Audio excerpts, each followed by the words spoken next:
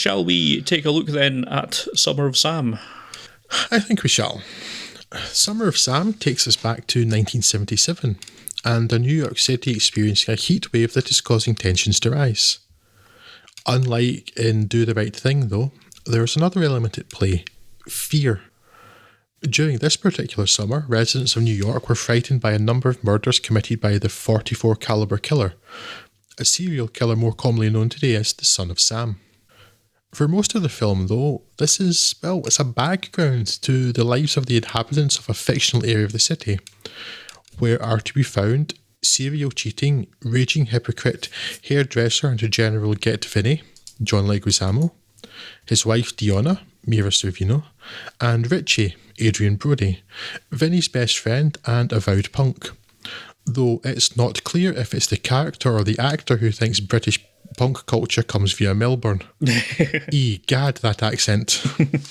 Surrounding them are a number of other characters, the most notable of whom are Michael Vespoli's Joey T, a low-level drug dealer, his attendant and very, very stereotypical sportswear-wearing Italian-American friends, and Ben Gazzara's Luigi, who is a plumber. A plumber? Not that Luigi plumber, even with the John Leguizamo connection. No. A plumber, as he makes it quite clear to the police, and not sort of any mafia don at all. A plumber, capiche?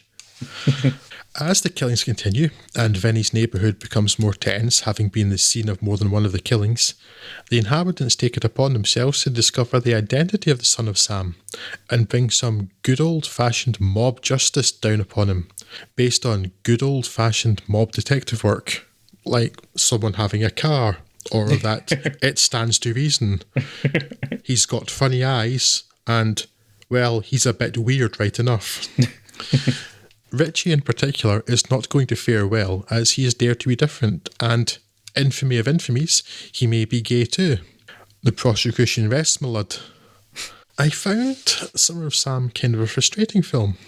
It reads, at least, as quite an authentic portrait of late 1970s New York, even if the less important characters do seem a little broad and stereotypical, and there are certainly interesting themes and stories in there, including repressed homosexuality, perverted morality and male double standards, and the evergreen fear of the other. Less strong themes include that of swearing, as Summer of Sam still finds itself in Space Year 2020 at number 5 in Wikipedia's list of films that frequently use the word flibbertigibbet. Whatever would we do without such a valuable resource, huh? Racking up 435 uses of the F word in its overlong 2-hour 22-minute running time. It's not the most scintillating dialogue I've ever heard, I will say. Though, to be fair, you do stop noticing it quite quickly. But the big frustration is the fact that Summer of Sam is about the Son of Sam, while absolutely not being about the Son of Sam. Take that out and, well, it still works, and would perhaps work better, simply as a drama about the lives of the people in this time and this place. But, and while I still found John Leguizamo, likeable certainly not the word, but engaging, despite his character being a douche canoe, I'd far rather have watched more about David Berkowitz and the investigation that finally caught him. Director Lee himself appears in a minor role that still manages to be one of his worst performances, in a whole subplot that could easily have been excised, and naturally the double dolly shot is here. And I really am sorry to harp on about it, but it is almost always, we'll get to the one film where it at least fits the scene soon, entirely out of place and typically jarring.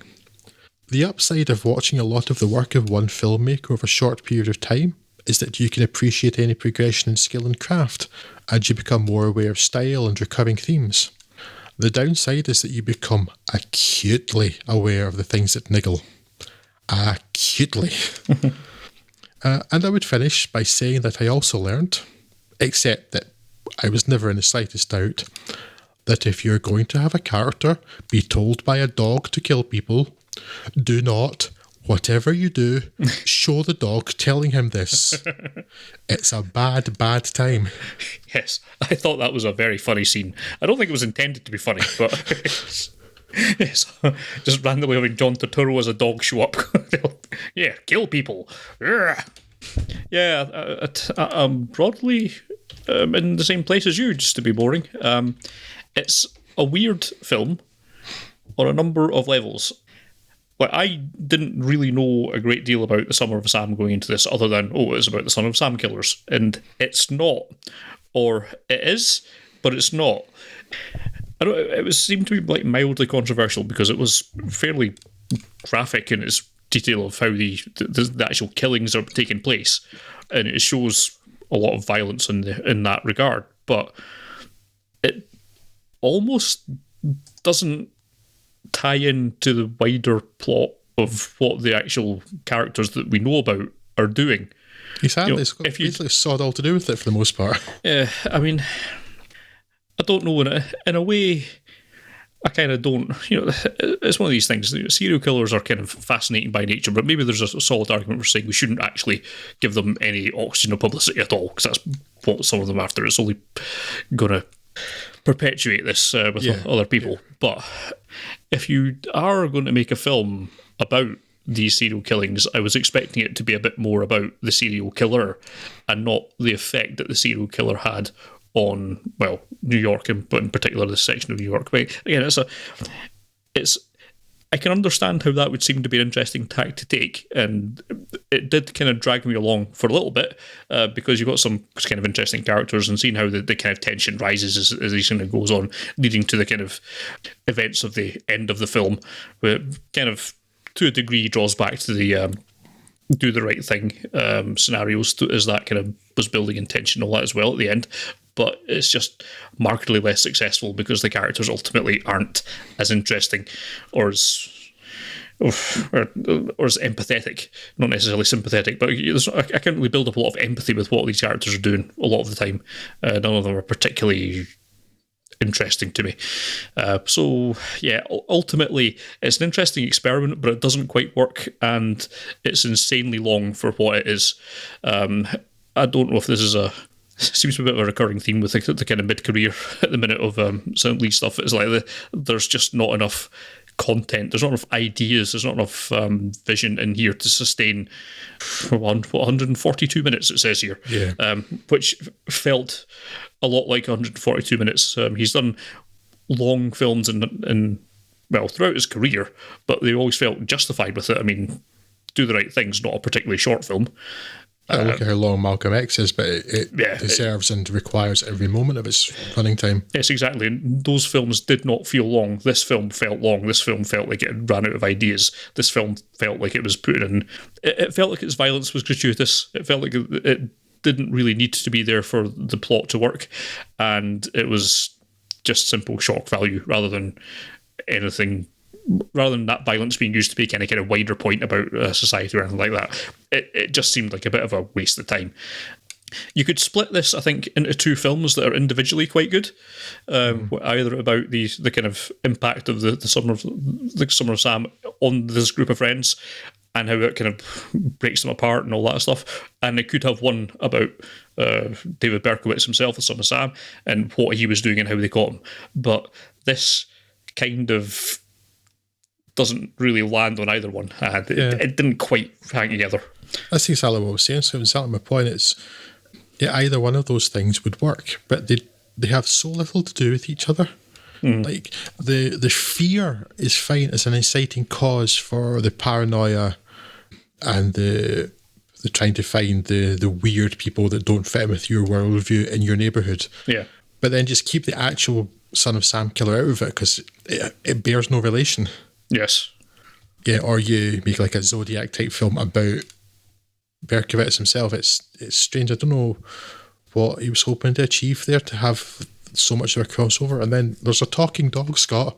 Yes. Yes. It barely works when it's Scooby-Doo. Yes. It doesn't really belong in this kind of film. Just out of curiosity, I had a little look for what people said about the dog at the time, and I didn't find a lot. But I did find Kim Newman's review on Empire, who says, the film has some daring dramatic coups, and the talking dog is a jaw-dropper. Now, I agree with the choice of words, not the reasoning. Yes. It would look bad now. In fact, I suspect it would look worse now, because it would be somebody would try to have the dog's lips moving with CGI or something now, rather than just having a voiceover with the dog's jaw open. But it's not good. It's a talking dog. Yeah. I think if someone has a mental illness and believes this thing, I don't think there's any good way to convey that visually. Just tell me. Yeah. Right? Because it's going to look stupid otherwise. And boy, does it look stupid. Yes, it certainly does. Yes, but it managed 3 uses of the F word per minute, Scott. So, well, I guess that's an achievement. Well done. That was useful. Achievement unlocked.